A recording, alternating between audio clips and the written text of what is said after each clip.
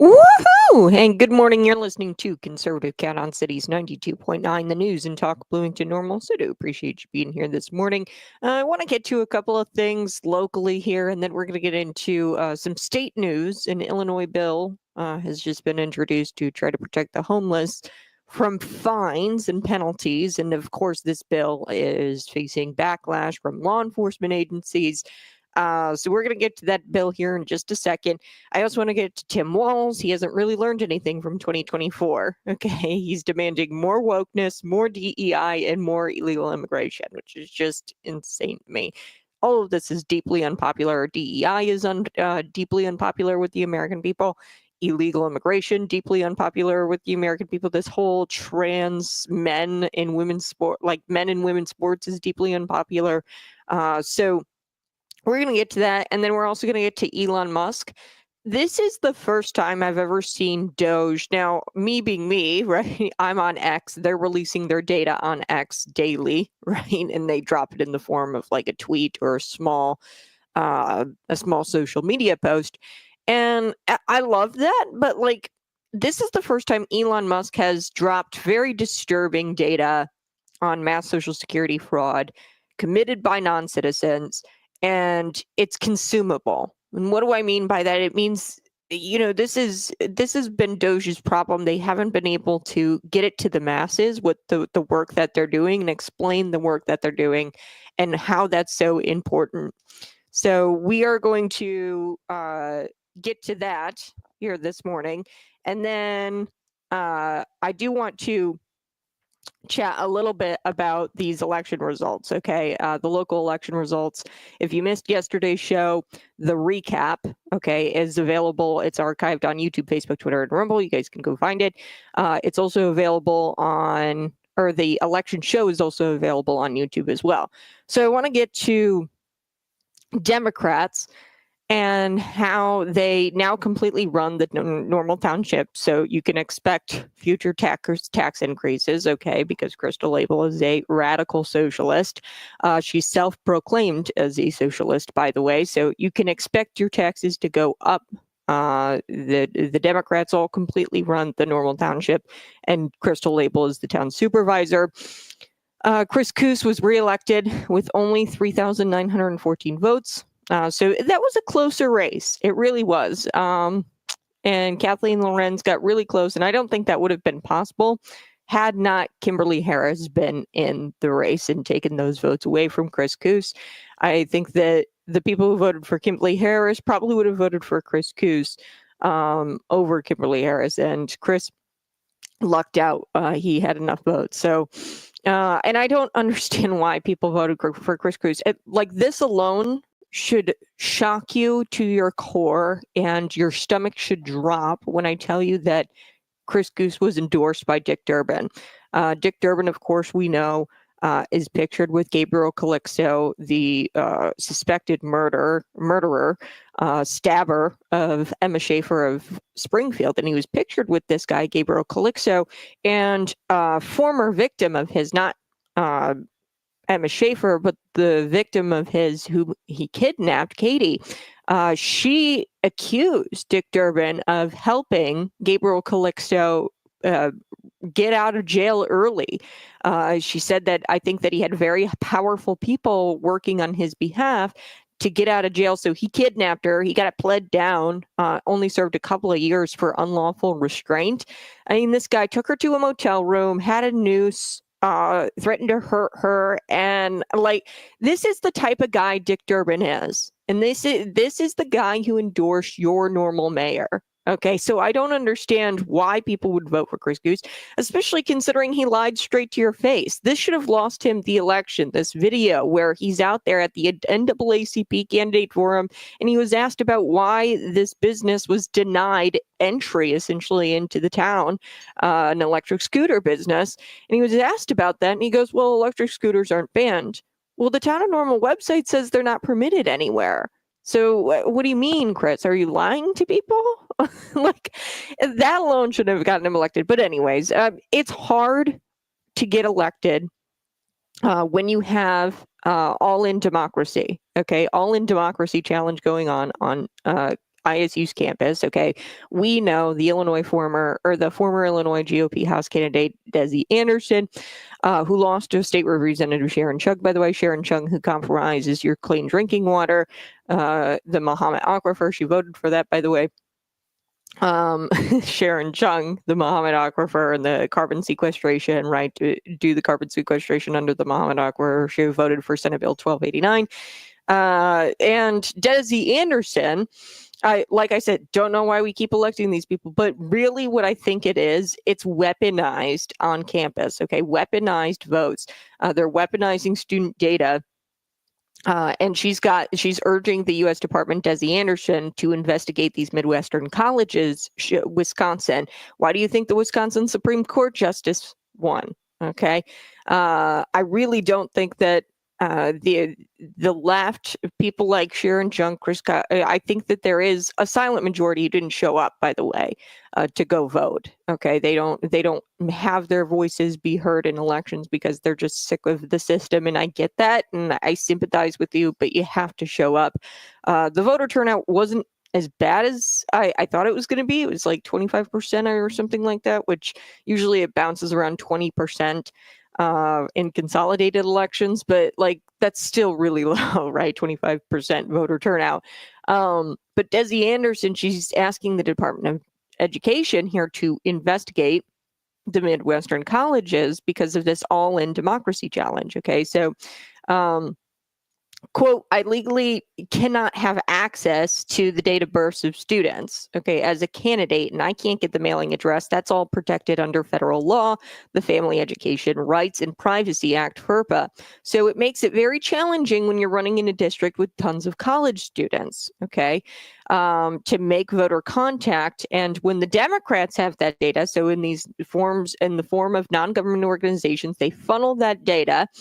And through the Civic Engagement Center and All In Democracy Challenge, which All In is a sister organization to the much larger Barack Obama Civic Nation nonprofit. Okay, so this is not a partisan nonprofit organization that is partnered with the Illinois State University campus.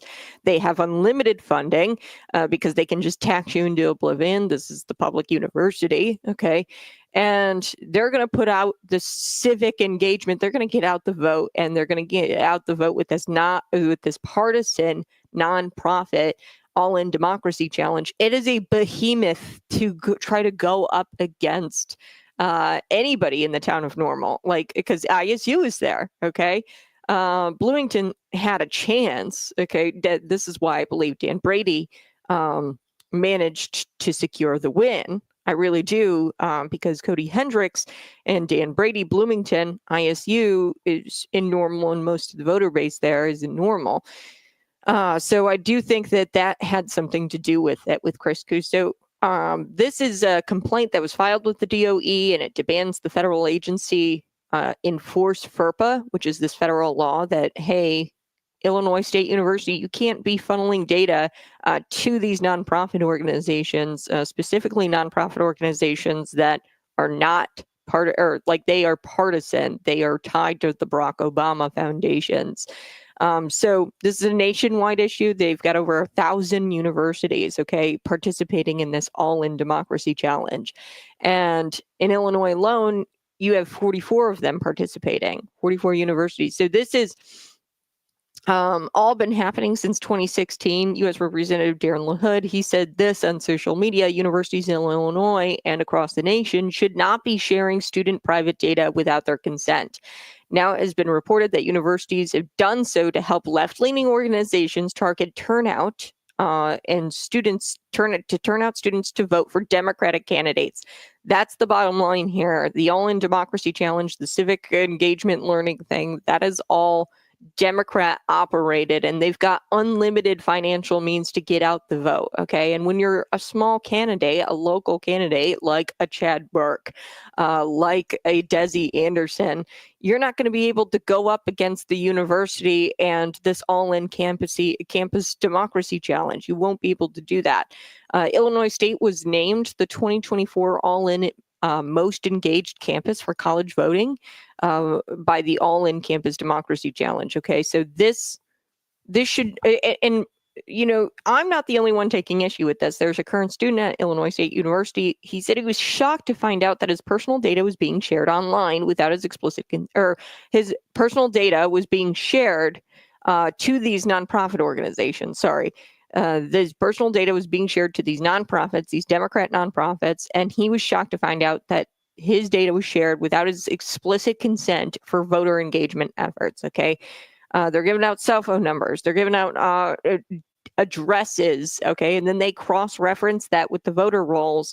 And then they target the vote, and then they try to turn the students out to vote. So that's what the end goal is here, is to get the kids out to vote, or the students out to vote. And that's their end game, is winning elections, and at any cost, even if it means violating federal law, these universities giving these organizations personal data like addresses, age, and phone numbers and things like that. They're weaponizing student data, and students have no idea that their voting behavior is being tracked without the proper consent, that their data is used for election strategies. That's what's going on. So a lot of students didn't sign up for that when they signed up for university.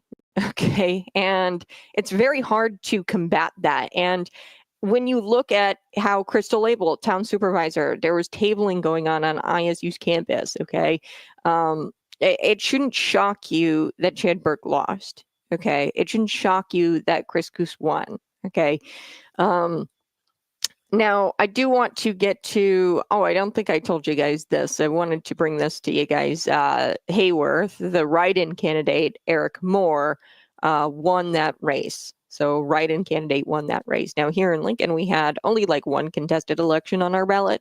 There was a contested election in, I think it's Ward 1. I'm not in that ward, so my race was uncontested. So that's the only one that I'm kind of interested in. They're waiting because it's like, here's how many votes the guy got. Steve Parrott, this is my choice, right? 189. And then Seth Goodman, 192, something like that. But there's mail-in ballots that could come in. And I mean, that's only the difference between 3 votes. Okay, so if any mail-in ballots come in, or if more mail-in ballots come in, it could be Steve Parrott. But one thing I wanted to note about my Lincoln election that I have never seen really in Bloomington Normal. I've never really seen this. It's not very prominent. Even, the winners, they kind of loosely say like it was a great race, congrats to all those who won. He's an incumbent, Steve Parrott. He gets out on social media and he says, very nice things about his opponent, and says that this is such a fun race. This is so exciting. And then Seth Goodman, he comes back and he says, "You're so right. It's such a blessing. So to have run, like they're very, very nice to each other, and I've never really seen that in local politics. It's kind of new for me to have like amicable like relationships when running for local elections, because people get nasty in local elections, and maybe it does happen behind the scenes. I'm not seeing it here in Lincoln, and I don't think it really happens in these rural communities in these bigger cities like Bloomington and Normal. I think that you get this nastiness, where they're calling you like the Kathleen Lorenz, right? She was the mailers with the MAGA hats, Dan Brady, the MAGA hats, and like sending out these nasty mailers. And this is like a local race, and even Desi Anderson, when she ran against Sharon Chung, I remember she took issue with Sharon Chung and altering the photos. It almost made it look like, and I don't know, exactly if this happened, but Desi Anderson for sure felt this way, that it made it look, the mailers made her look white. Okay, like they whitewashed her face. And Desi is a brown girl. Okay, so there's nastiness that goes on in local elections, specifically here in the Twin Cities, and it's so refreshing, maybe is what the word is. I've got to take a quick break to not like see that in my own personal elections. All right, I'm going to be right back. You're listening to Conservative Cat Cities 92.9.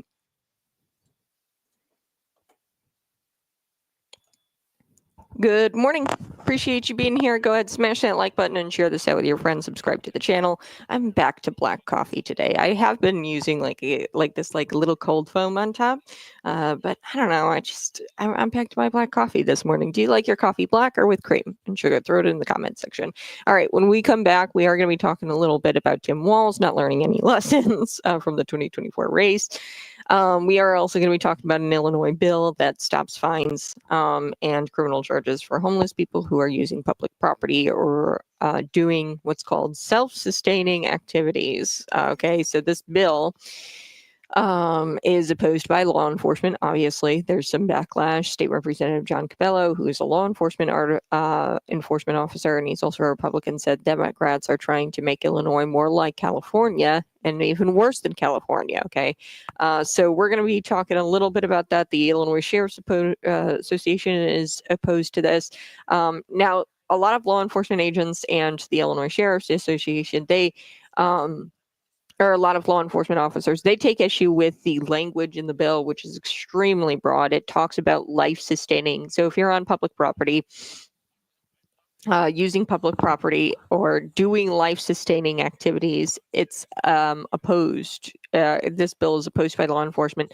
So if you're on public property and you're doing a life-sustaining activity, okay, so the way John Capello, the state representative and law enforcement officer, the way he described life-sustaining, I mean, this could be bathing in public, so being in the nude, okay, and bathing yourself. You can't go up to that person and find them or file criminal charges in any kind of way, even like public indecency, anything like that.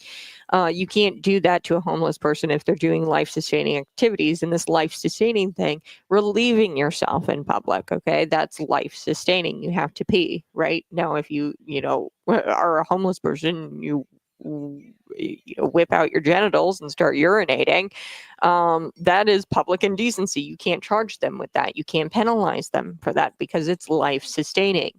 So this is House Bill 1429, and it advanced out of the Illinois House Housing Committee. The bill is being pushed by special interest groups. You can always tie these things back to a special interest group. Okay, Chicago Coalition to End Homelessness, the Housing Action Illinois. These are nonprofit organizations, and I take such an issue with a lot of these nonprofit organizations. Some of them might do some good, but most of them, it's a big old front. Okay, they're collecting donations, they're collecting government dollars, and then they're skimming off the top and paying their friends. Okay, that's what these nonprofit organizations is all about, and they're tax exempt. Okay, so they are in the business of ending homeless. Okay, Chicago Coalition to End Homelessness? No, they're not in the business of ending homelessness. They're in the business of paying their friends to do nothing, okay? Because they're not ending homelessness, clearly, because it's terrible in Chicago, and they're obviously not doing it. But they're in the business of making money, donations in the form of donations, and in the form of government dollars, and they're tax exempt from it. Like, we've got to do something about these 501(c)(3)s. Like, we really have to do something about this because people have caught on, and like, you can't blame them. This is tax exempt organization. They're running like little businesses without having to pay taxes, and they're paying all of their friends, which is just so wild to me. And they're getting into the state house and they're lobbying for your dollars, your tax dollars, and they're getting paid with your tax dollars. I think I did a story. It was like within a year, less than a year, ICER, the Illinois Coalition for Refugee Rights or something like that, ICER, they're getting $63 million, okay, about $63 million of your tax dollars in just like 7 months. This is insanity to me, okay? Like, what? The Illinois Municipal League, the Illinois Association of Chiefs of Police are also opponents to this. Cabello expressed that if enacted, this bill is going to be a real big problem for citizens, tax-paying citizens. So we're going to get to that. We're also going to get to Tim Walz. Oh, Timmy. He didn't seem to he didn't seem to get the memo that people don't like leftist or leftist ideology like wokeness and or like DEI and illegal immigration, the transing issue. Yeah, I don't think he learned his lesson from 2024. Smash that like button, share this out with your friends, and subscribe.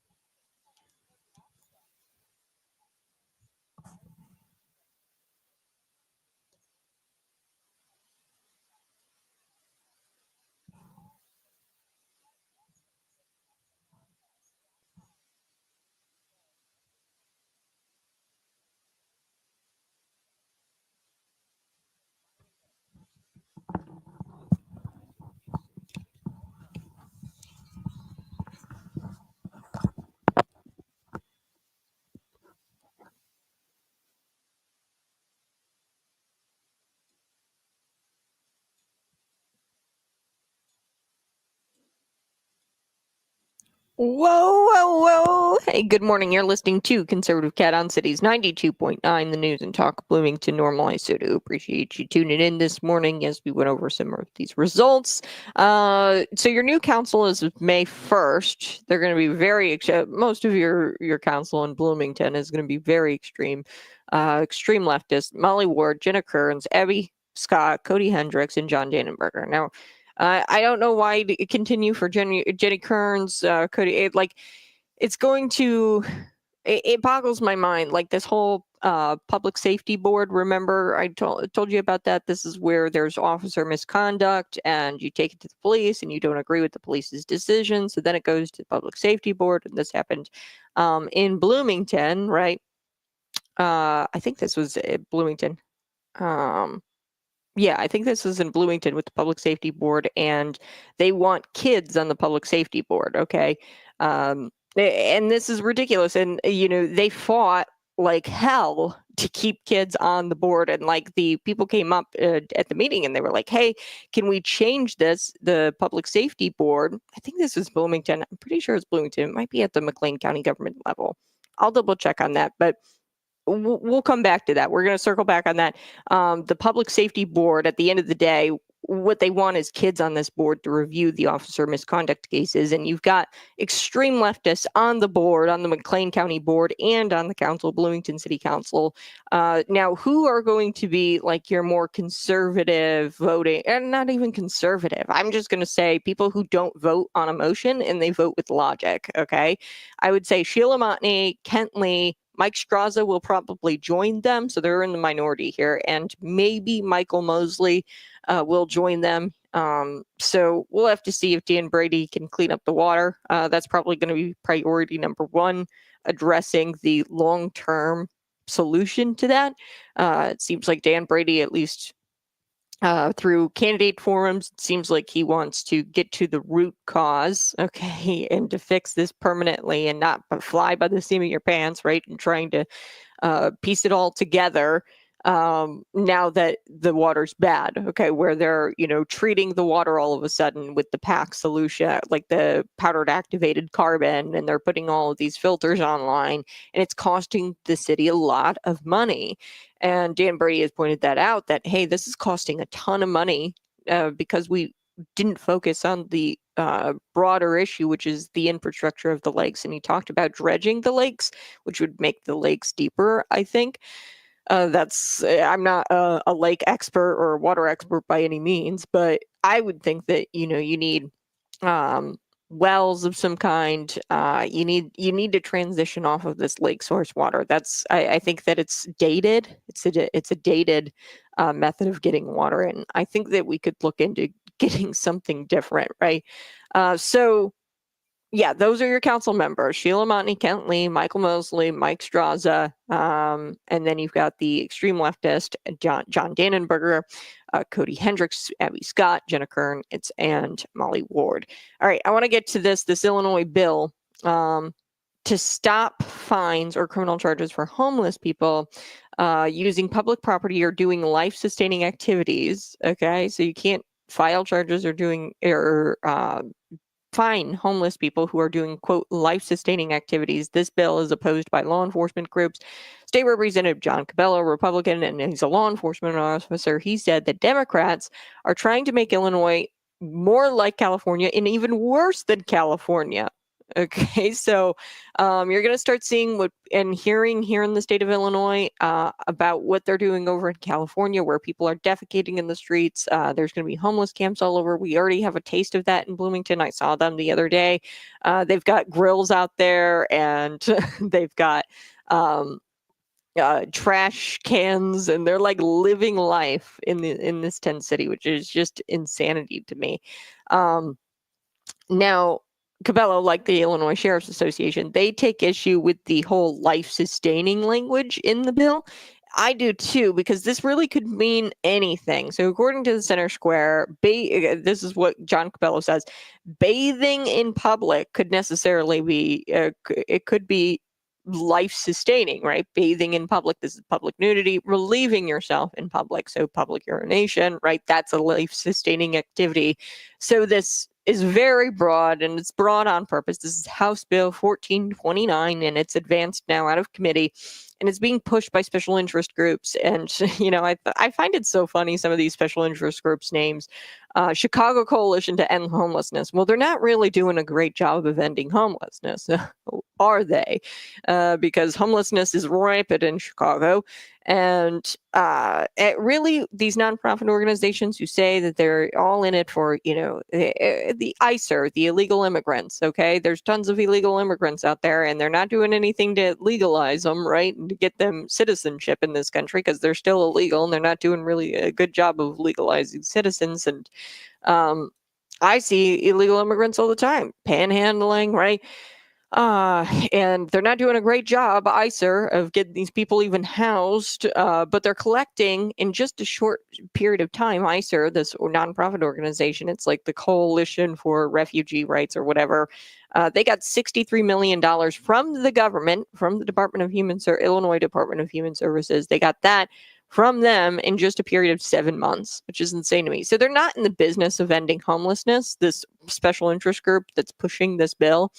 So ticketing and arresting people experiencing homelessness only worsens their situation. This is a statement by Chicago Coalition to End Homelessness on their social media.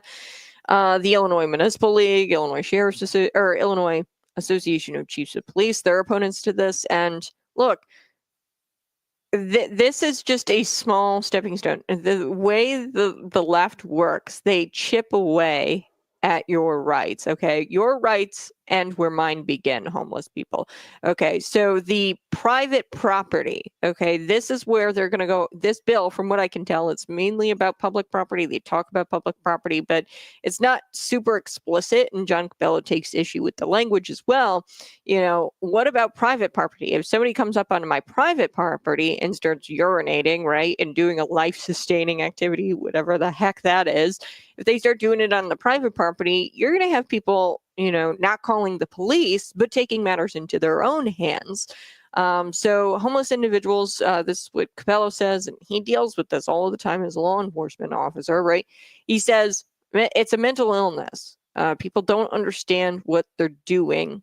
Homeless individuals, most of them have a mental illness, and they don't understand what they're doing. And Cabello said, we need more mental health facilities, take these folks in who can't take care of themselves. And he goes, I don't think that there's anybody out there without a mental deficiency that's wanting to be homeless. Now, I want to address a few of the numbers, because this is important. Facts over feelings.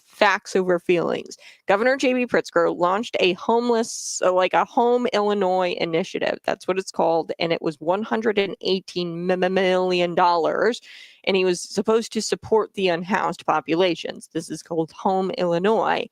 And, the taxpayers are paying for these programs. Obviously, $118 million of your taxpayer dollars went to this program. And we've got more homeless people than we did before this program launched. Okay.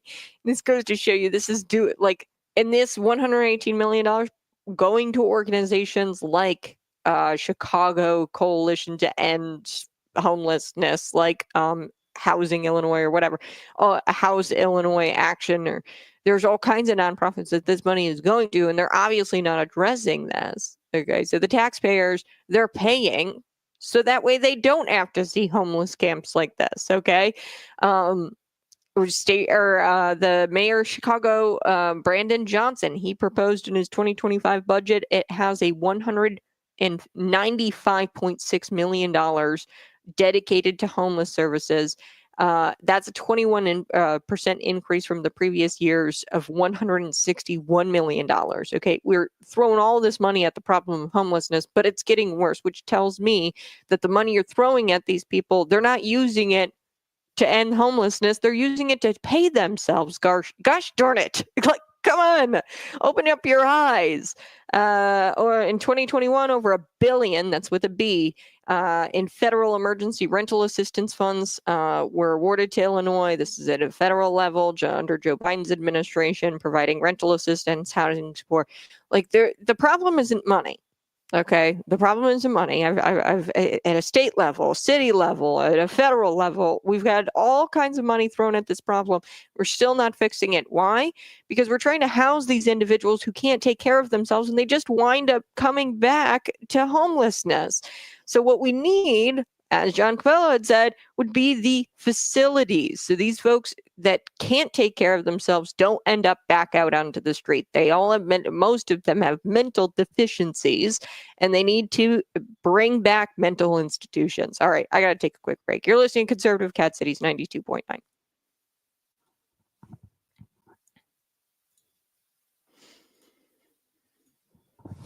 40,000 plus witness slips against the homeschooling bill, and they still advanced it. That's what happens when you have the majority socialist in Illinois government. Nice.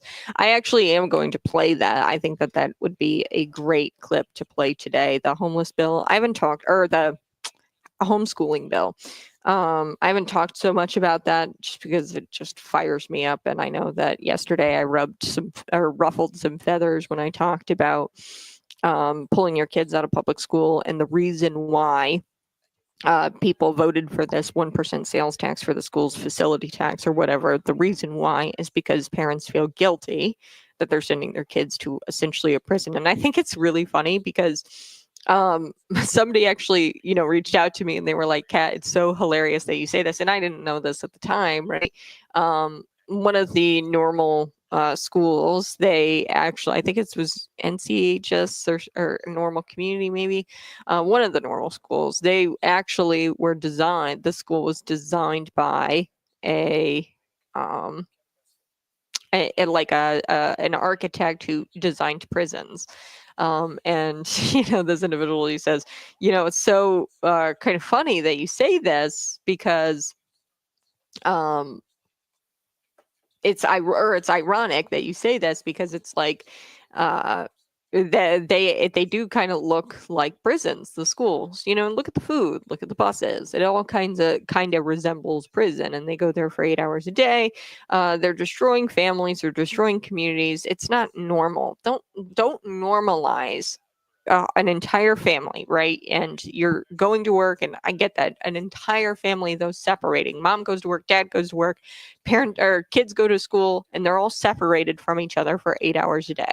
Okay, and then they come back and they try to squeeze it all in the evenings and maybe some weekends, maybe some evenings. Okay, but now they've even promoted, the extracurricular activities. So the kids are gone more than 8 hours a day, 9-10 hours a day. They come home, and you try to squeeze it all into a weeknight, and you're exhausted from work, so you don't want to be engaged with your children.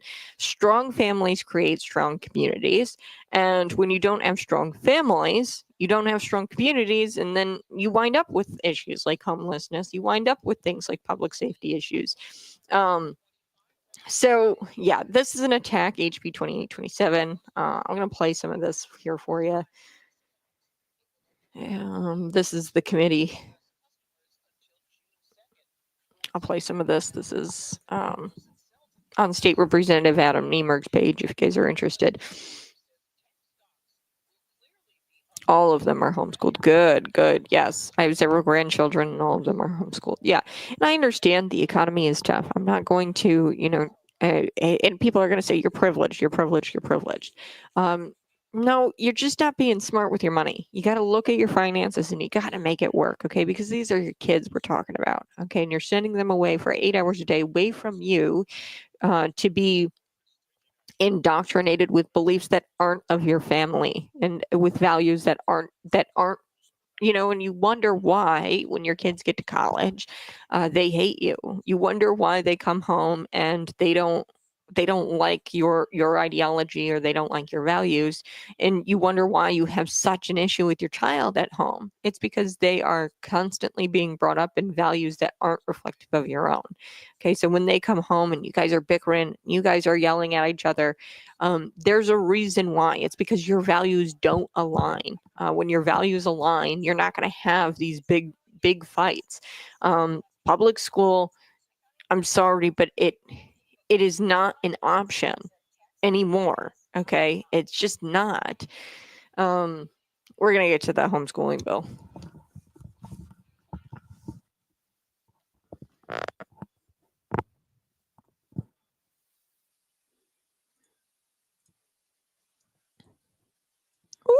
Woo! Hey, good morning. You're listening to Conservative Cat Cities 92.9. This was not a part of the show. Like, I did not have this planned or prepped.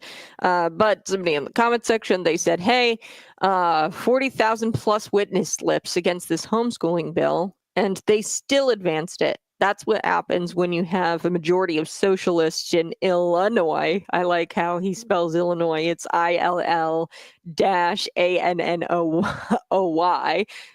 Illinois government. Yeah, so that's what happens when you have socialists in government. This is a committee hearing. This was on State Representative Adam Niemer's page. And this is Tara Costa Howard. Okay, she's advanced to this bill. This bill regulates homeschooling in the state of Illinois. Okay, Illinois used to be a safe haven for homeschooling. And now they're wanting to regulate it under the guise that, oh, this one case happened, and a mom, she was abusing her children and she was homeschooling them, and they're using that as a reason why they want to pass this bill to regulate homeschooling. And really, what the regulations are in this bill are, hey, homeschooling teachers, parents. What you're going to have to do is report to the public school that you're homeschooling, and you kind of got to jump through a lot of hoops in order to homeschool now in the state of Illinois if this is enacted. You have to let the state know. And here's how the left works, and never forget this with the homeless bill. Right now it's public property, but eventually they're going to say, okay, well, you can't arrest somebody or charge somebody or fine somebody who publicly relieves him, or like out in the open relieves himself on your private property. You can't arrest that individual either. Okay, so then you're going to run into problems where tax-paying citizens are so sick of it, they take matters into their own hands, and then you have violence. Okay, so it's throwing us all into chaos, and they chip away, and they just like go further and further every legislative session. So right now, they're just saying, hey, homeschooling parents, you have to notify the public school in your area that your kids are being homeschooled. And you might not think that that's a big deal, but the next legislative session, they're going to come up with something that homeschooling parents, okay, well, now you have to use this curriculum. Okay, by the public or by the public school, you have to use these textbooks. It's just going to keep going further and further. So let's take a listen to this video of the committee hearing. Here we go. Currently, Illinois has zero, I'm going to say it again, zero regulations. 38 states have regulations. Illinois is an outlier. This is not something we want to be an outlier on. 38 states. We've been instructed to oppose bills that have a fiscal impact on the State Board of Education, and we do not anticipate this bill to have a fiscal impact on us. Okay, I believe you're wrong on that. I'm going to move on. Dana, you mentioned you don't feel this is a burden on ISB. Yes, it is. Every year you're going to have, X number more schools registering that I assume you all have to review. You don't just take that application and set it aside. I'm assuming there's a review process. So I disagree that this is not a burden on ISB. That professional staff already exists at the State Board of Education to do that review process. It is not an additional levy on those staff. Well, I'm glad they have plenty of extra time available to add that burden of workload on themselves. I sit here and I look at the numbers of opponents. We've now surpassed 47,697 opponents. To me, that's a message. Do you see that as a message to you in this piece of legislation? Actually, I'm going to tell you who the message is coming from. I guess we're here fighting for the 47,668 that have responded as opponents to this, because those are the voices I hear and the ones I see in my district, the ones I see throughout Illinois, the ones who are here today. Again, after notices have, let's be clear. There's nothing in this bill that makes it random. There's nothing in the bill that makes these investigations random. There's nothing in the bill that makes these investigations random. They are through the authority of a truancy investigation that has started. He was still wearing his Spider-Man pajama bottoms. He had now been dead for 7 months. She was charged with concealing the death, failure to report the death of a child, and obstructing justice. So I guess my question to you is there anything in this bill that had that been current law that could have potentially saved little Zion's life? I sure hope so, Representative. Thank you for sharing his story. Those are the voices that I'm here to talk about today. Sorry that you don't care about those voices, but I know I do, and I know Representative Johnson does too. The death of Zion Staples was horrific. I take seriously the words of Jesus in the New Testament that it would have been better for a millstone to have been put around that person's neck than for him to die. But this bill would not have protected Zion Staples. So how do we protect other vulnerable children? It's through DCFS. DCFS dropped the ball on that, and a child died as a result. So how do we provide more support to them, not putting more of a burden on them, as HB 2827 would do with DCFS, but give them more of the resources? They're underfunded. They're overworked. You talk to caseworkers, the burnout, the trauma that they go through. That's what we should be looking at. Okay. So I know that was a little bit long, but this was a bill. This is a homeschooling or homeschool act. They want to, place regulations on homeschooling parents. And this has obviously sparked a heated debate. There's over 47,000 Illinoisans who have opposed this. And, they're using this whole, the kids, they pulled these tiny little, not tiny. I don't want to, downplay the abuse that goes on in homes, but as this guy said, an opponent of the bill, he said, "Look, DCFS dropped the ball on, I think his name was Zion, with this Spider-Man pajamas, and it's tragic. It's terrible. But DCFS dropped the ball on that. So why are we punishing good homeschooling parents by forcing them to, have to report and tell the schools what they're doing in their homes? This is just government overreach. And, the 47,000 plus, as somebody pointed out on the text line, it's still advanced. The bill's still advanced. So I got to take a quick break. You're listening to Conservative Cat Cities 92.9.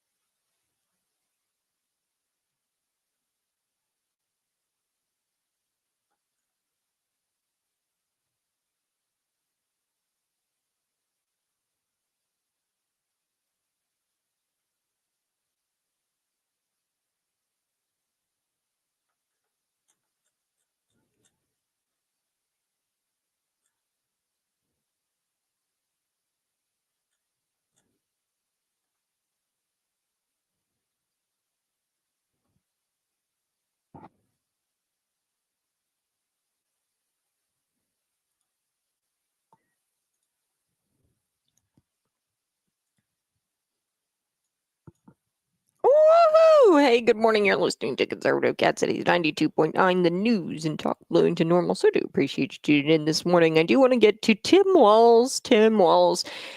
He still didn't get it. The problem with the 2024 election is not that they were too or weren't woke enough. Okay, it was because they were too woke. Okay, that's why you lost, man. And only if only. Okay, if only they had pushed a little bit harder the DEI initiatives, the illegal immigration, the men and women's sports, then maybe they would have won. Okay, according to Tim Walz, they should have pushed the DEI mandates harder in the campaign. They should have pushed the men and women's sports harder. Look, this is why he said that he wants to push harder on the DEI.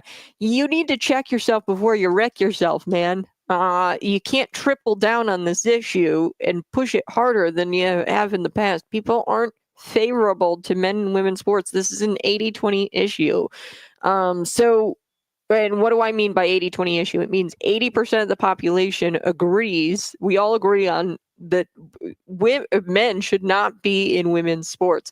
But he says that, hey, we need to push the wokeism more and the DEI mandates more and the illegal immigration more. All these are all deeply unpopular with the American people, clearly, because Donald Trump was elected. Take a listen.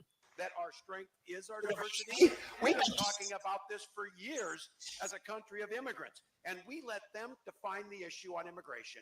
We let them define the issue on DEI, and we let them define what woke is. We got ourselves in this mess because we weren't bold enough to stand up and say, you damn right we're proud of these policies. We're going to put them in, and we're going to execute them. And so that our strength is our diversity. Okay, so notice how the left always says that our strength is our diversity. I'll never forget this, and we were just talking about the homeschooling bill. There was I'll have to look up the story, the representative, but there's this thing that DCFS mandates, and they're not focused on saving the lives of this 10-year-old boy. Of course, his name was Zion Staples. You guys can go look up his story, and they talked about him, and they said, this would not have prevented Zion's death if the mother was most likely the mother who, charged felony charges of endangering the life and health of a child. The kid was found in a garbage can. Okay, partially, or like the body was discovered in a garbage can, partially burned. You guys can go look up the story. He was a 10-year-old boy, but forcing homeschooling parents, I don't think that this 38-year-old mother of the boy, I think it was Sushi Staples is the name. I don't think, or Sashi is Staples.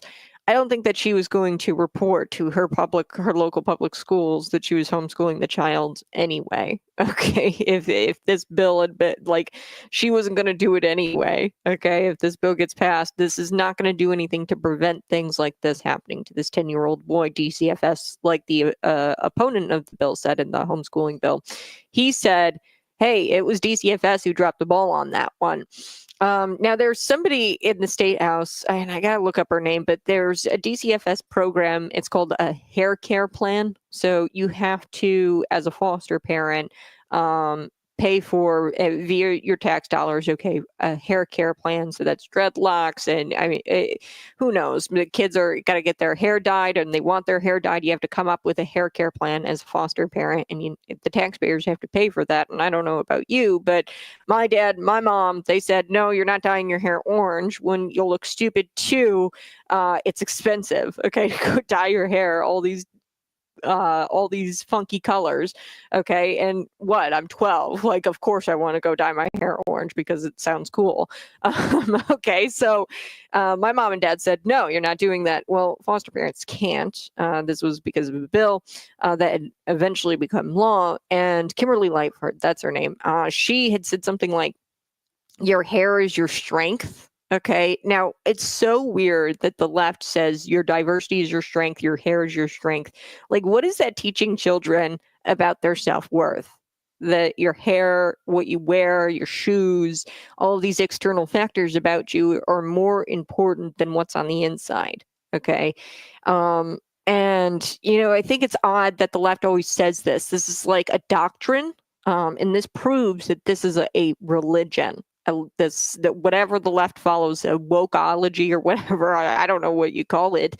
It's a religion what they're doing. And right here he says our strength comes from our diversity. Like our strength is our diversity. No, our strength comes from the Lord. Okay, Tim Walz.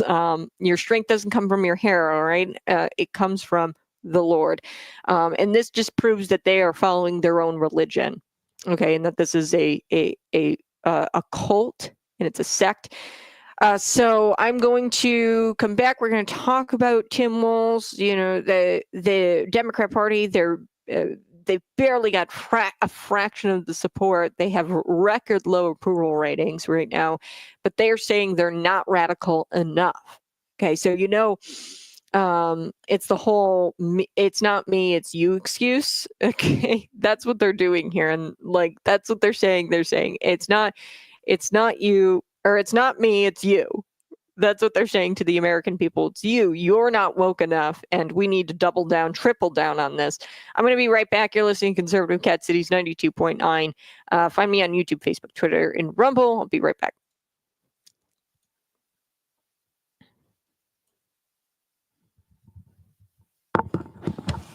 Your hair is your strength. I'll have to look that up. Needs to clean their own house and failures before they invade any private residence. Yeah, they need to clean up their act, DCFS. This case with Zion Staples, I don't know too much about it. I know that he was found in a garbage can.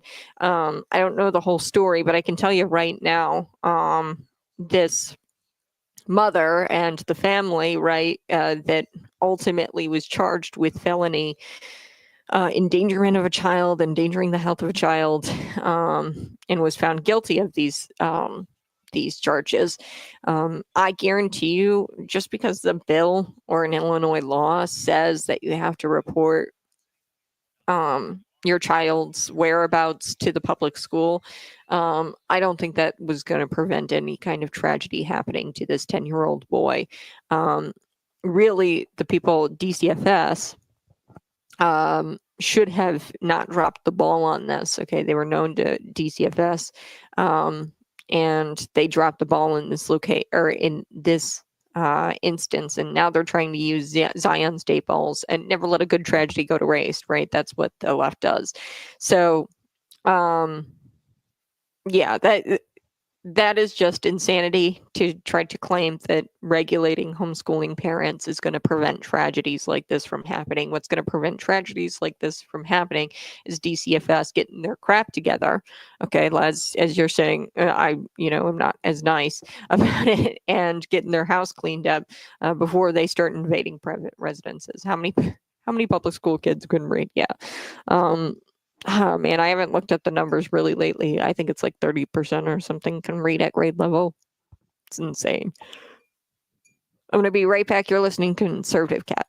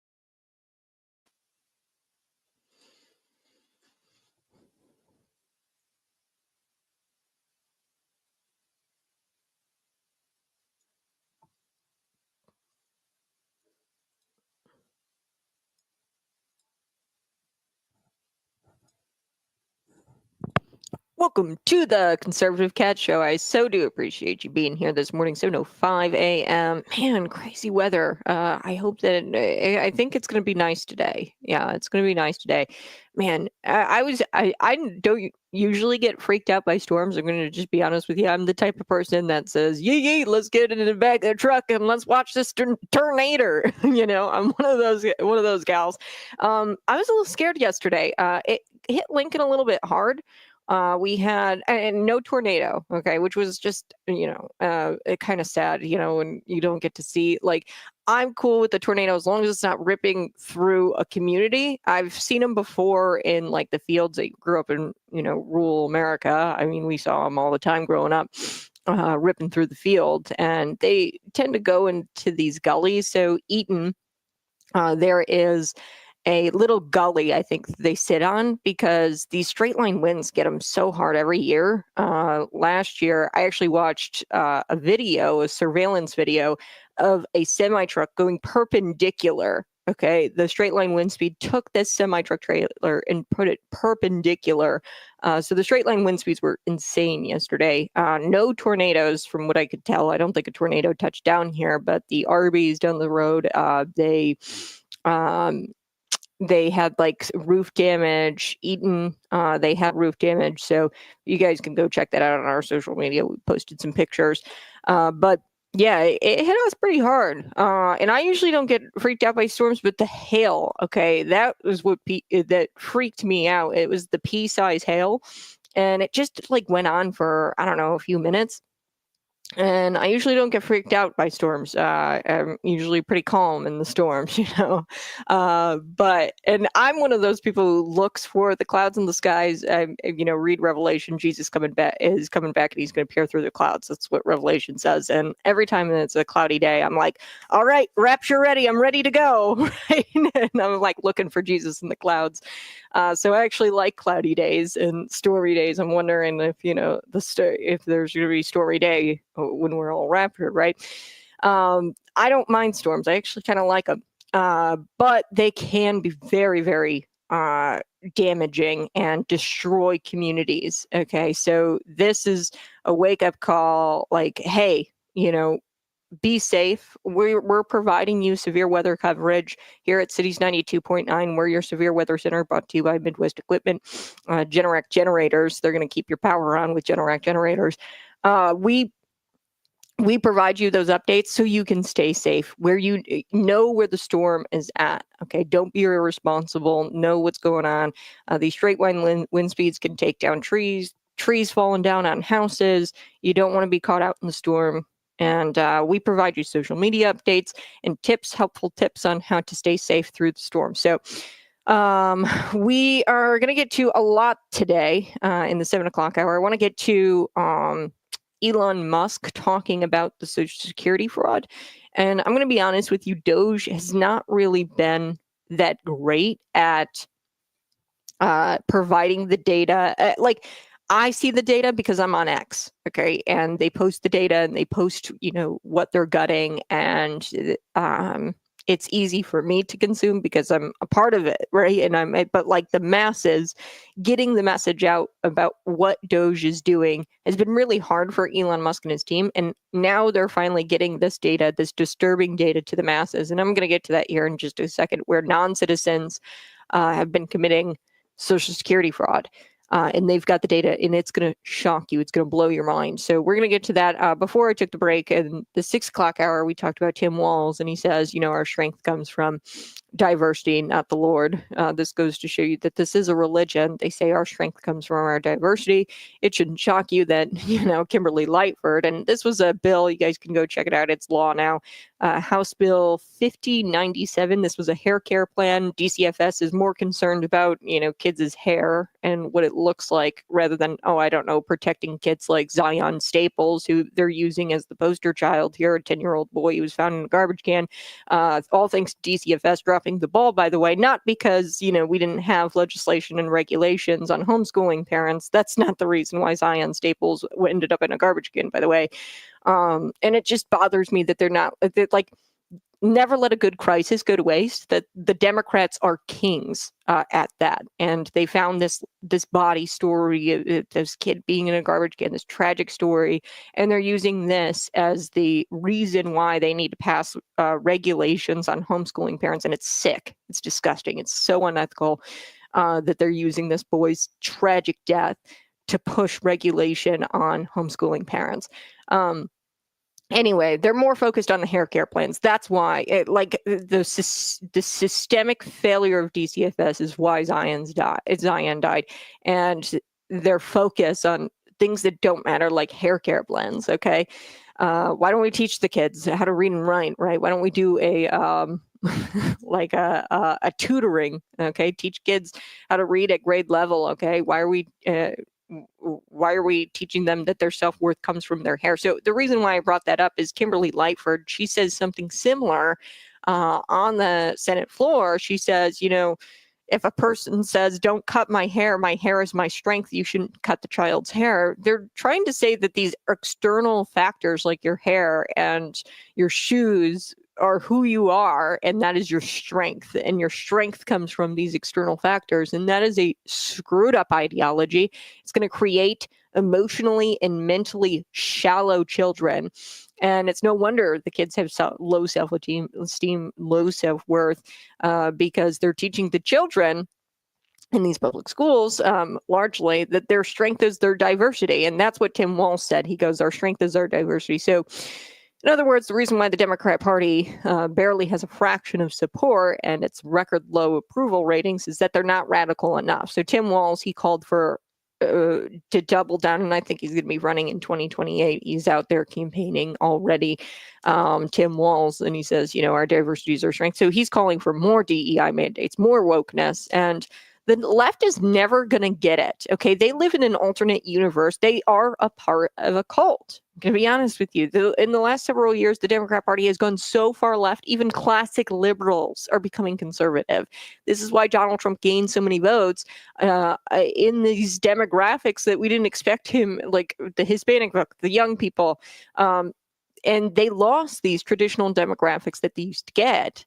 Donald Trump has gained, this last election gained so many votes because they've gone so far left. People don't want to live in a world where their daughters are forced to go up against males. Okay, they want to live in a world where their daughters have a fair shot at sports. People don't want to lose their jobs solely because their skin color isn't dark enough. Okay, and women don't want to share bathrooms with men solely because they feel like some sort of way, and they have this ambiguous feeling that they can't even explain these men. Okay, so it's deeply unpopular with the American people, and it will only hurt the left if they keep continuing to stay on this bandwagon, and if they keep tripling down on this. It's only going to hurt you guys. I mean, go ahead, keep at it. I hope you keep at it, because I'd love to keep winning elections. But yeah, Tim Walz, insane. This doesn't even begin to touch on the open border policies, the 30-year high inflation.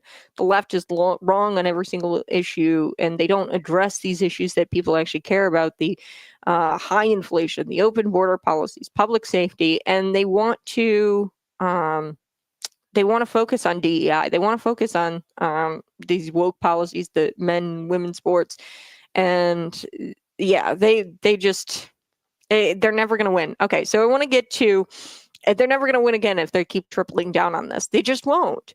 So Elon Musk, I want to switch gears. Let's talk about Elon Musk and Doge, because they're doing great work and their messaging. I will say this, it's on X and I can read it, and I understand the posts that they share, and people on the right understand the posts that they share.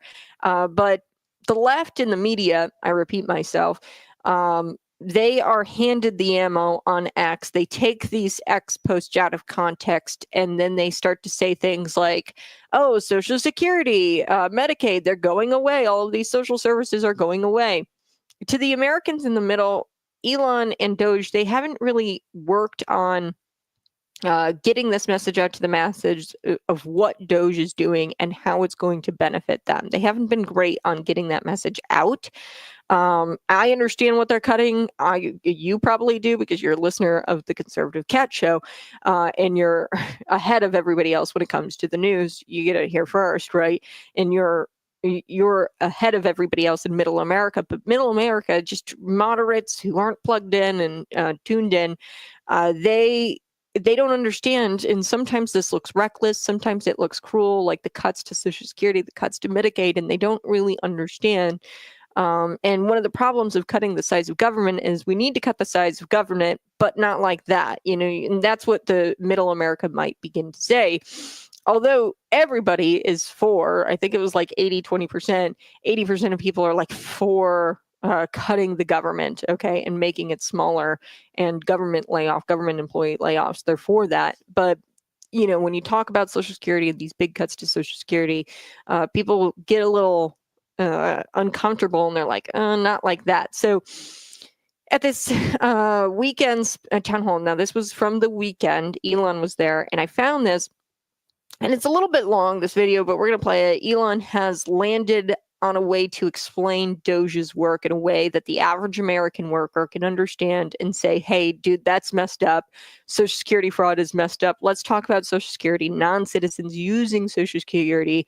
Well, I'm going to play this clip, and it's a little bit long, so stick with it. It's not too long. It's like a few minutes. So Elon Musk, he was at this town hall, and one thing about Elon Musk and Donald Trump, I would say, they are beginning to realize that they have supporters, and they are so demonized by the media that they need to have, other people speak out for them. So JD Vance was that for Donald Trump. He understood, JD Vance was the guy that was going on all of these mainstream media shows, CNN, CBS, whatever. Margaret, remember the meme? Margaret. I really don't care, Margaret. JD Vance is the guy who goes out and speaks. And, you have other people who are well-versed, and when you're demonized by the media like Elon is and Trump, there's no way that you're going to get through to them. So you can't be the one to say it. So that's why Elon Musk calls up this guy to talk about Social Security and the non-citizens abusing it. So take a listen to this. Here we go.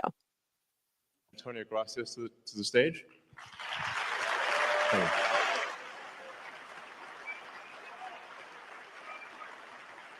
think so. Okay, so this is Antonio. Let's see, does it work? I can give you mine. Okay, I'm going to... I mean, Buzz Aldrin's still alive, and he's... So, Antonio, can you tell us what you... Antonio's helping out with the Social Security. So just trying to review Social Security, where you may have heard that we found 20 million dead people marked as alive in the Social Security database. This is so crazy. And then you'll notice there's a strange trend here where how many Social Security numbers were issued. Do you want to? Yeah, so let me tell you what happened here. We started at the top of the system. You want to talk about a lot of it? We started at the top of the system, mapping the whole system of Social Security to understand where all the fraud was. And there's a lot of great people there that showed us really a lot of waste. And so that came up with a big list of stuff they're working on. You've heard some of that already, but this is what jumped out at us. When we saw these numbers, we were like, what is this? In 21, you see 270,000 people, goes all the way to 2.1 million in 24. These are non-citizens that are getting Social Security numbers. Yeah, this is a mind-blowing chart. Yeah, just this literally blew us away. Like, we went there to find fraud, and we found this by accident. And this isn't political, by the way. My parents are immigrants. Yeah, this country's been great to us. My brother and sister all born in Spain. I'm pro-legal immigration. This is not political. This is not political. This is about America and the future of America. And there are a lot of good people in the system that pointed us in this direction. I want to honor them right now, that work in the government today, who took risks to show us these numbers and tell us what's going on. Yeah. So I want to stop for a minute. I want to honor those people today. Very good people. Very good people. I have been from DC to Social Security offices to the border to track this down, and very good people have helped us along the way. I want to thank them. Yeah. This number, what this is when you come in the country, if you're illegal, there's a couple ways to come in. You come in through a port of entry, and you can tell them you're afraid, and they'll give you an asylum case. You'll get an interview, then you get in. That's one way to do it. Another way to do it is to just go to the border. Literally, this happened. I talked to Border Patrol myself. Elon was there too. I went to Laredo and I went to Bronzeville. Elon went to Eagle Pass. You walk up to a Border Patrol officer and you tell them you want to come in. They have a couple of choices. They could charge you with a misdemeanor or a felony under 1325, or they can make it an administrative offense, like a parking ticket, basically. They were told to do that, make it an administrative offense under the last administration. And then you go walk across the border, they do what's called a release your own recognizance, and they give you an NTA, notice to appear, which is to appear to judge. The wait times on judges are like average 6 years. Look at Grok, you'll see it on immigration judges. There's only 700 of them. This is 5.5 million people, okay? So what happens then? Once you're in the country and you got asylum through one of these pathways, and we map the whole thing out, you can apply for a work document. You file a 765, it's the work form. You get this form called the 766, that's the authorization, and then Social Security Administration automatically sends you in the mail your Social Security number. No interview, no ID. This is worth just reiterating. It's not, people sometimes think that under the Biden administration that he was simply asleep at the switch. He wasn't asleep, No. They weren't asleep at the switch. It was a massive, large-scale program to import as many illegals as possible, ultimately to change the entire voting map of the United States and disenfranchise the American people and make it a permanent, deep blue, one-party state from which there would be no escape. Look, if I hadn't seen this myself, I'm not sure I'd have believed it. I went through it myself and mapped it, and Elon is right. This is true. The defaults in the system from Social Security to all of the benefit programs have been set to max inclusion, max pay for these people, and minimum collection. That's what's happening. We found 1.3 million of them already on Medicaid, as an example. We've gone through on every benefit program we went through, we found groups from this particular group of people, this 5.5 million people in those benefit programs. And then what was really, really disturbing us was why. We're asking ourselves why. Right. And so we actually just took a sample and looked at voter registration records. And we found people here registered to vote in this population, yes. And who did vote? And we found some by sampling that actually did vote. And we have referred them to prosecution at the Homeland Security Investigation Service. Yeah. Already. Okay. So I know that was a bit long. We're going to come back. I got to take a quick break, but we're going to break it down because this is really important because Elon and this guy, Antonio Garcia's, they've found a way to explain Doge to the average American worker and help them understand, dude, that's messed up. That's really messed up. Social Security, 5.5 million non-citizens taking Social Security. Okay. Non-citizens. We're going to be right back. You're listening to Conservative Cat Cities 92.9.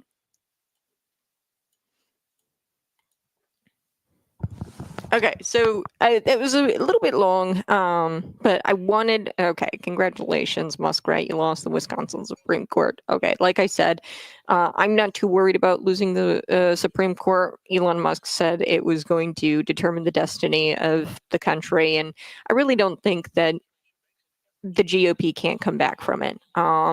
Look at what the left has done. We need to focus on getting this kind of information out to the masses, to the average worker, so they can understand, man, dude, that's really messed up. 5.5 million non-citizens taking Social Security, some of them on Medicaid, some of them registered to vote, some of them even voted in our elections, and Joe Biden did this on purpose. Under the Biden administration, they did this on purpose. And then once you start to put all the pieces together, then you're never going back to the one-party Democrat, deep blue party, the leftist party. Okay, you're never going to be able to go back to that once you understand it all. The Wisconsin Supreme Court, like I said, I'm not worried about it. They enshrined into their constitution public voter photo ID. The referendum, that was a win. We also secured our seats in Florida. And like I said, the reason why Wisconsin, a lot of these Midwest states, are able to pull this off and get their leftist candidates through to the finish line, even at a local level, Sharon Chung, Desi Anderson, the reason why they're able to do this is because these universities, okay, there's Midwestern colleges, Wisconsin, Michigan, Pennsylvania, and Illinois, are sharing student data with these left-leaning groups, these nonprofit organizations, and they're boosting left-wing voter efforts, okay? By sharing this data, they're cross-referencing that data with the voter rolls. and they're able to get out the vote and strategies, election strategies, and target students to get out the vote for leftist candidates, obviously. So that is a huge uphill battle, and there's currently a complaint with the DOE about it. Because the former Illinois GOP House candidate, Desi Anderson, lodged that complaint. Okay, so, we got to fix that. But the Supreme Court, the justice, the gerrymandering, even if we lose those federal seats, we can just gain them somewhere else. And I think it's going to be pretty easy to do once you open up your eyes to what Doge is doing. I don't think that we're going to have a hard time winning 2026 if we just stay on course, right? Lost Wisconsin. Now, I want to talk a little bit about this clip here that we just played. Let's recap, okay? Non-citizens illegally entered our country. Layers of bureaucracy happened, of which you should feel free to assign ulterior motives to. Layers of bureaucracy where they made it possible for these non-citizens to, fill out this form, fill out this form, fill out this form, and then you ultimately there's this massive jump in 2024 of registered voters, and all of them are non-citizens. This massive jump of non-citizens are given social security numbers without any interview, any ID, anything like that. And then they're able to vote and register to vote. So what's key here is how the information was presented. And I think we got to focus on this, especially considering we did lose the the Wisconsin Supreme Court seat. This was someone who wasn't Elon Musk, because they've already demonized Elon Musk as Hitler. Okay, the Nazi salute, they've already demonized Donald Trump as Hitler as well. And Donald Trump recognized that. That's why he sent J.D. Vance to be the messenger. Musk is starting to realize this now, and he's got Antonio Garcia's out here. And let's face it, Elon Musk is not the best messenger. Okay, so he let Antonio do it. He actually saw Elon Musk let Antonio take this by the reins. And then he starts out by praising people in government, which shows that he is not anti-government.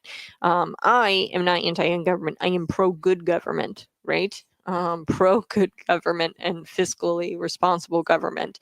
And the team who helped get this information that was requested, and he illustrated that there were plenty of dedicated public officials who wanted to see things change. Okay, so the people in government who found out this information, that 5.5 million non-citizens obtained Social Security numbers, okay, under the Joe Biden administration, who implemented layers of bureaucracy that allowed for it to happen, okay? And you should feel free to assign ulterior motives to those who created these layers of bureaucracy. What was their motive behind creating these layers of bureaucracy to allow non-citizens to obtain that Social Security number? What is the ulterior motive here? The ulterior motive has got to be mass voter registration drive, okay? So Elon isn't the best messenger. He understood that. That's why he let Antonio take things. Antonio, he praised people in the government, and then he made a clear distinction between legal and illegal immigrants. He says, we're legal. My family legally immigrated here. And, people actually who legally immigrated here have a hard time with people who illegally come to the country. So they actually have a bigger issue with it than I believe even citizens of this country, native-born citizens, have with this country, or with illegal immigration in this country. So this was easy, digestible data. This was one graph that they presented. They had the number of 5.5 million under the Biden administration who obtained Social Security numbers. So this was easy to digest. And it wasn't presented by Elon. This is what they have to do moving forward with Doge.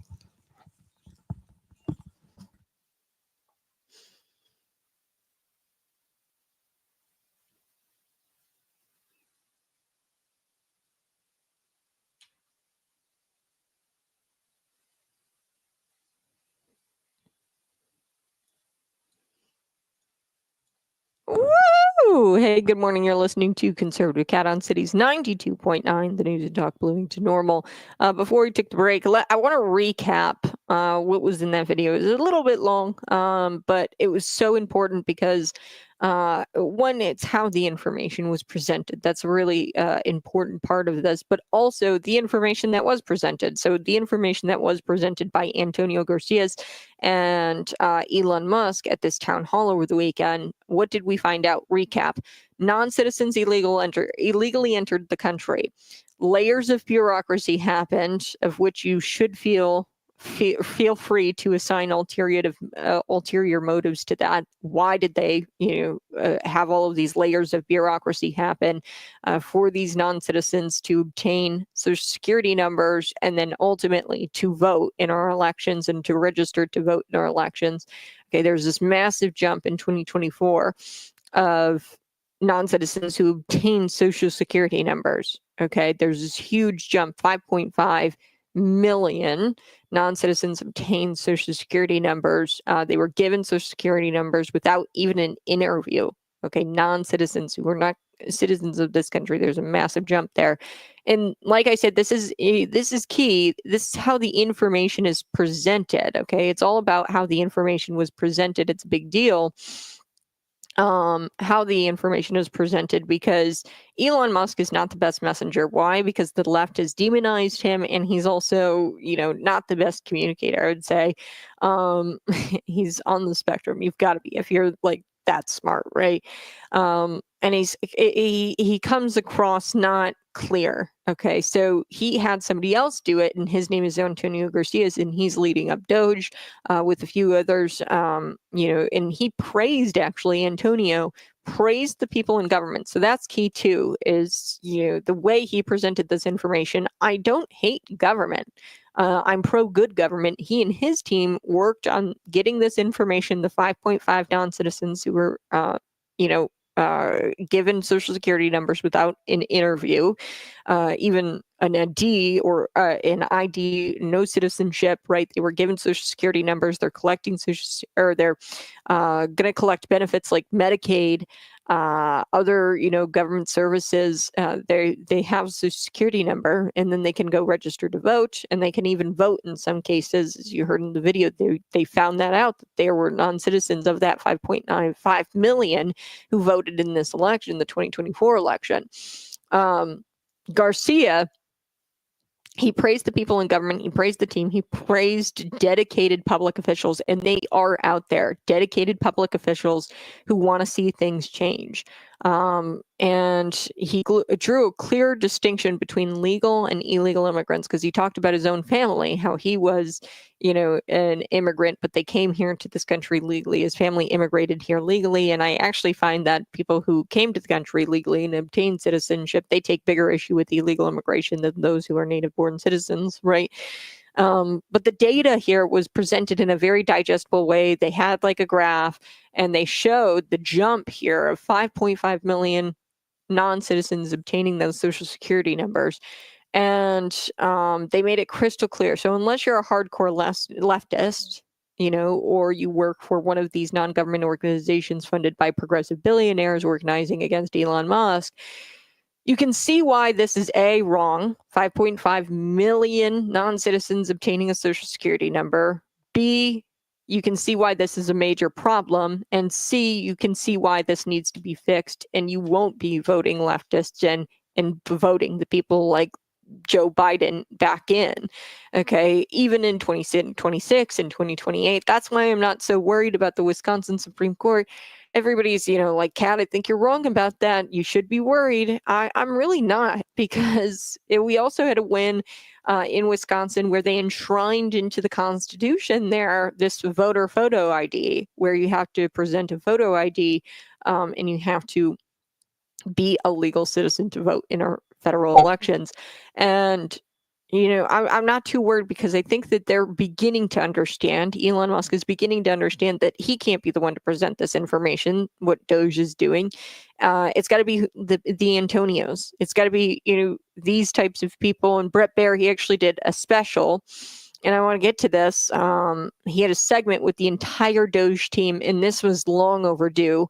You have to start presenting this information in a consumable way for the masses. Because once you start to understand, once the not politically engaged person, the moderate person, once they begin to understand what's going on here, they're going to say, dude, that's messed up. 5.5 million people got Social Security numbers. Take a listen to Brett Baer's special, a little bit of it. Here we go. I thought I'm a software engineer that maybe could make a difference here. And that's really what inspired me at a high level. There's a lot of mystery about Social Security and a lot of words about it here's what Democrats have been saying about it. It's absurd that Elon Musk is trying to eliminate billions of dollars from Social Security. Elon Musk and President Trump have set their sights on cutting Social Security. Their goal is clear: destroy Social Security from within. You're in the building. I mean, you're in the computers. What's happening there? What are you doing? Yeah, it doesn't line up with my experience on the ground.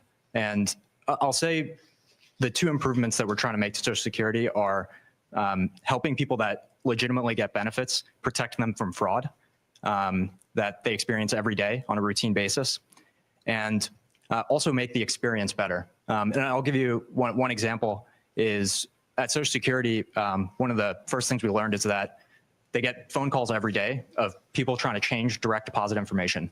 So when you want to change your bank account, you can call Social Security. We learned 40% of the phone calls that they get are from fraudsters. 40%? That's right. Almost half. Yes, and they steal people's Social Security is what happens. Is they call in, they say, they claim to be a retiree, then they convince the Social Security person on the phone to change where the money's flowing. It actually goes to some fraudster. This is happening all day, every day. And then somebody doesn't receive their Social Security. It's because of all the fraud loopholes in the Social Security system. How do you reassure people that what you all are doing is not going to affect their benefits? No, in fact, what we're doing will help their benefits. Legitimate people, as a result of the work of DOGE, will receive more Social Security, not less. I want to emphasize that.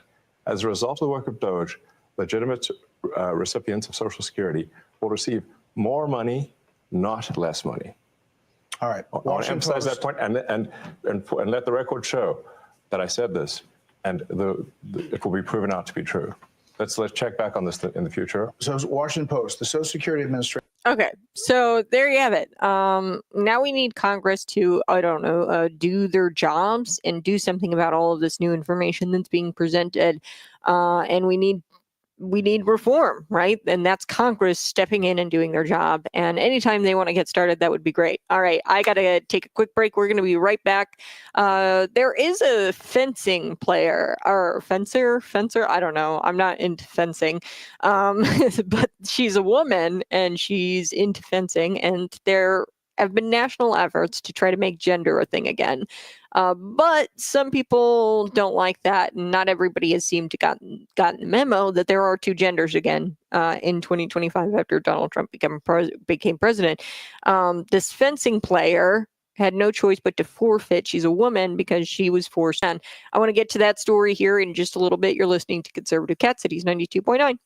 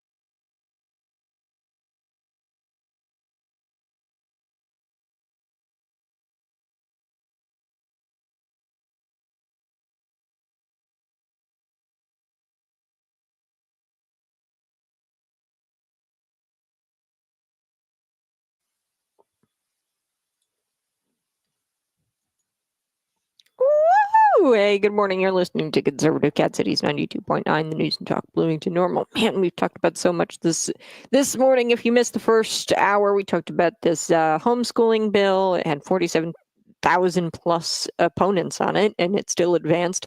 Illinois bill protecting homeless from fines and from criminal penalties if they're using public property or if they are doing life-sustaining activities. So if you're doing like life-sustaining activities like bathing yourself, that could be not life-sustaining, relieving yourself in public, right? And obviously law enforcement have issues with this bill. We also talked a little bit about the election results, who's on your Bloomington City Council. That's Molly Ward, Jenna Kearns, Abby Scott, Cody Hendricks, John Dannenberger, and the people who probably won't vote with their emotions. They're voting with logic and facts. Sheila Montney, Kentley, maybe Mike Straza. He won, he ran in an uncontested race. He'll probably join them. And then Michael Mosley might vote not with emotion, but with facts. Hopefully we can get it under control, the water situation, and Dan Brady's going to do that, hopefully. We'll have to see. We talked about, the get out the vote effort on ISU's campus. It's very hard to beat candidates that are chosen by the Civic Engagement Center, by this All-In Democracy Challenge. This is why Chad lost. This is why Lorenz lost. It's the student vote. Okay, ISU is getting the student data, and they're passing it to these nonprofit organizations, which cross-reference that data with the voter rolls, and then they do election strategies to try to get that. And this is a left-wing nonprofit organization called All-In Democracy Challenge. This is a sister organization of the Civic Nation, which is Barack Obama's nonprofit organization. This is a partisan nonprofit organization. And that it's very hard to go up against that, the student vote in Normal. Likely if you aren't the student vote that is corrupted, by the way, with these nonprofit organizations, it's hard to get students to not have this ideology because the professors, how do I know this? I almost turned into a leftist. Like, I grew up with a values ideology in my home. I went to Illinois State University's campus and I worked for NPR. Okay. Like, that's crazy to me that I did that. And I wrote about how Donald Trump was treasonous. I have all of the documents and my professor actually said that I didn't go far enough and I should have called for the death of Donald Trump in one of my papers that I wrote about Donald Trump's treason. I'm not kidding you. This is what they do at ISU's campus. I could pull up my document or my paper that I wrote. It was like 10 pages long. And, I talked about the treasonous activities of Donald Trump. This was prior to January 6th, by the way. I really opened my eyes. January 6th opened my eyes to what was going on. And I said, nope, I'm done with this ideology. I'm done with this indoctrination. I'm going back to the values that I grew up with.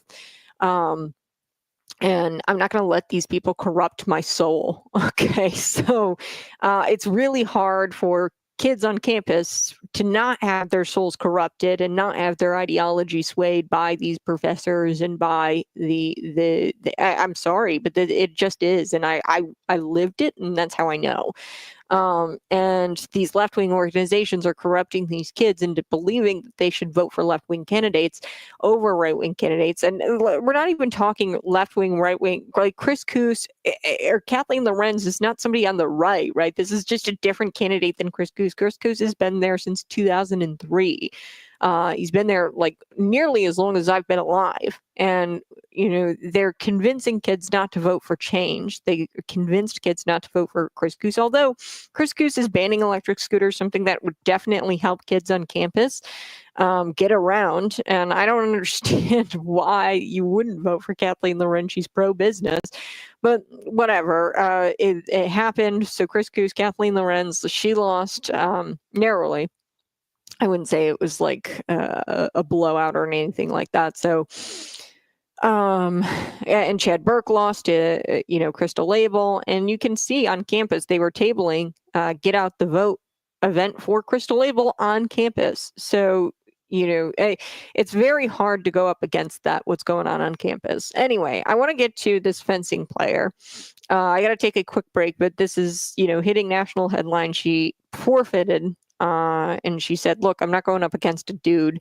So she forfeited the match, this fencing player, and it's taking social media by storm. And look, despite national efforts for, Donald Trump to make gender a thing again, not everybody has seemed to gotten the memo. Definitely not the state of Illinois.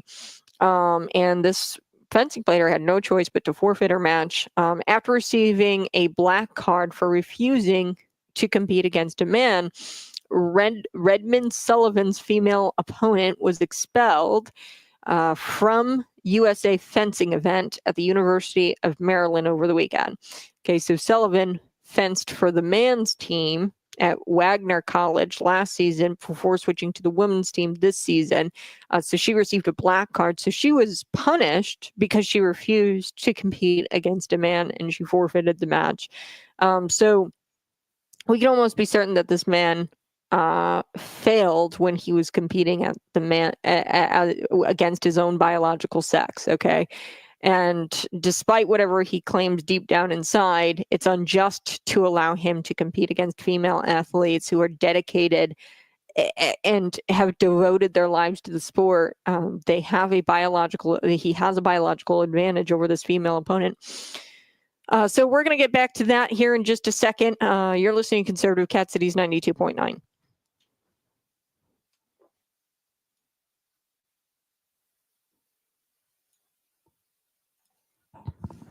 Too many GOP congressmen have their fingers in the wind instead of supporting the agenda.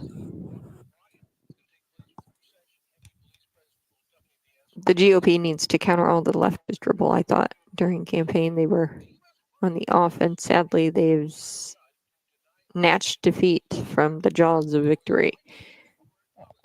Yeah, so the GOP, I mean, it's hard if you want to, and I say this so the left does this all of the time, and there is no perfect example. Let's look at Kathleen Lorenz, okay, and the $28,000 that was funneled to her campaign through the GOP, okay. So the left does this kind of stuff all of the time. Governor J.B. Pritzker did it, okay. There's a campaign contribution cap on how much an individual can give. Now, what he did a pass through his PAC, $500,000 to the Supreme Court Justice Mary Kay O'Brien and Elizabeth Rockford, okay, $500,000 to his PAC and $500,000 as an individual. The cap is at $500,000. He got around the cap by using a PAC. Okay. That is what Governor J.B. Pritzker did. It is the exact same thing. Leftists do it all the time. Why? Because you can do unlimited. It's crafted in the law this way. Okay, there's loopholes in the law, and they are there. They're loopholes that you can drive a truck through. Right? There's loopholes there that the state legislators need to address to make sure that we are doing ethical things with campaign financing. Okay, Illinois has a big problem with corruption. They purposefully craft the loopholes in the legislation. Okay, so I understand what you're saying is like the GOP needs to counter all of this leftist crap that they're doing. So Governor J.B. Pritzker does it. So let's just, for argument's sake, say Kathleen is right of center. Okay, she's a moderate, but let's just, for argument's sake, say she's right of center. She tries to play the left at their own game. Okay, and she does this like pass through thing with this. Obviously this donor wanted to use a pass through the GOP to give her $28,000. He and his wife, they donate for $14,600 to the GOP, and then the GOP donates all of it to all of their 14, because the cap is, I don't know what the cap is at for individuals to give to candidates, but they couldn't give her $28,000 directly. Okay, they had to use this pass through to give her the whole $28,000. Okay. And the right does, like, the moment they start to play the left at their own game, we get caught up in accusation. Like, the right will get caught up in accusations all of the time. And when we try to play the left at their own game, they don't like that. Okay, so just look at Stan Nord and the efforts of the Citizens for a Better Normal. Okay, they do this kind of stuff all the time where they do political games. It's a game. Okay, politics is a game. So the Citizens for a Better Normal, and actually they were in the, like, I don't even want to say it was a game. They were just doing the right thing. The town was defined as a village. So they wanted to get a ward system going. Okay, so they wanted to put a ballot, and it all kind of started out of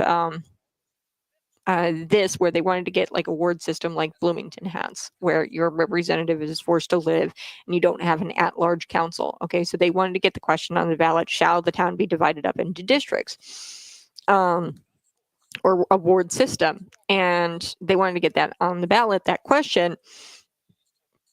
But that question got shot down by attorneys or whatever, because they said that the town was an incorporated town and they weren't a village or defined as a village, and that the ward system wasn't going to work because of the definition of the town. Okay, well, incorporated towns have certain offices that are elected, the assessor or the town clerk, assessor, supervisor, or something like that, and they're appointed. Okay. Positions currently with the town of Normal. Okay, they're appointed right now, and they should be elected if they're going to be an incorporated town. So what did we do, those Citizens for a Better Normal, right? What did you do, those citizens? They gathered together and they said, okay, well, let's get enough petitions together for these offices and run, so that way these are elected offices. And then they were shot down there. Okay, and then they changed the law. So I'm back. Hold on one second.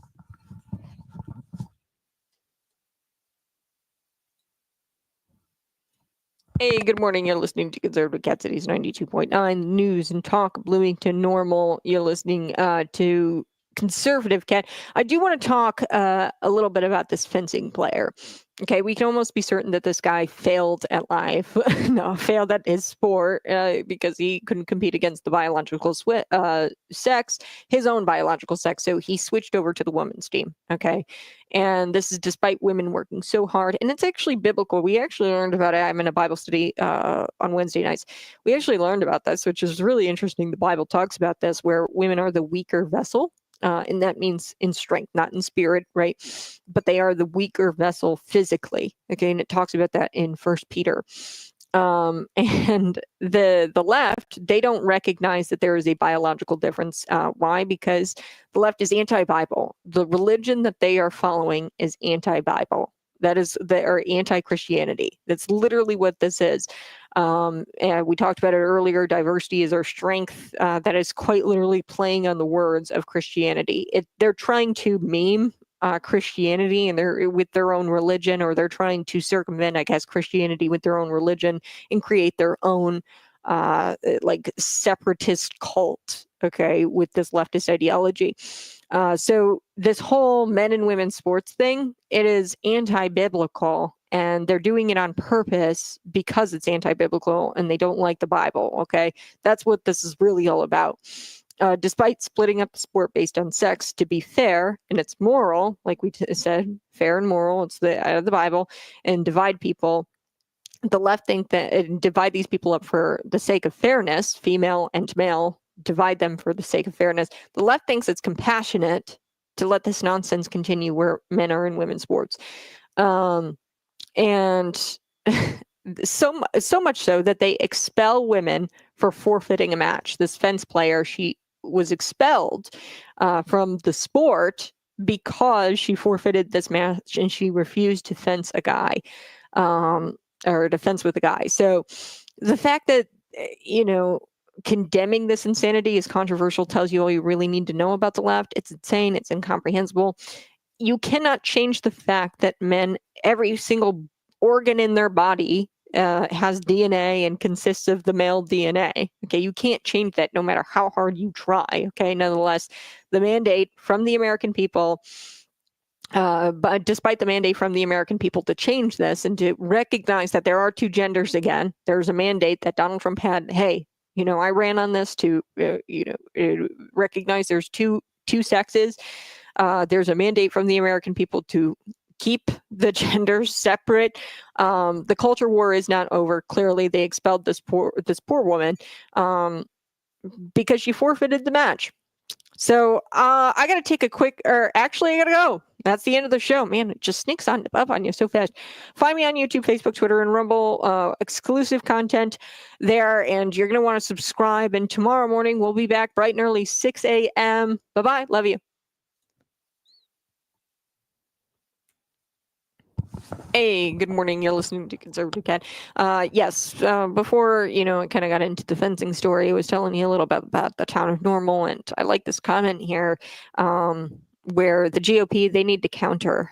Every single time we tried to counter, we're met with, just like the arm. And it's just so hard to corrupt your values like the left does. The left will corrupt their values and they will do anything it takes to win. And I don't think that the GOP or people on the right are willing to corrupt themselves into their values to win. Okay, like taking student data from the universities and cross-referencing that with voter rolls through these right-wing organizations. I don't think the right will ever stoop to that level and stoop to the level of, and I don't think that we're ever going to beat them at this game. I really don't. I mean, we are because it's starting to get more and more, like we're starting to reveal it and peel these layers of the onion back. So it's really hard for me to say that the GOP, I'd love to get down and dirty with these people, but you also have to tread this line very carefully in that you don't corrupt your own values and do whatever it takes to win. The left will do whatever it takes to win. The right will not. And at the end of the day, what's important to you, your values or winning? And at the end of the day, GOP, you just aren't going to corrupt your values. All right. You guys have a blessed day. Bye-bye. Love you. I'll see you tomorrow.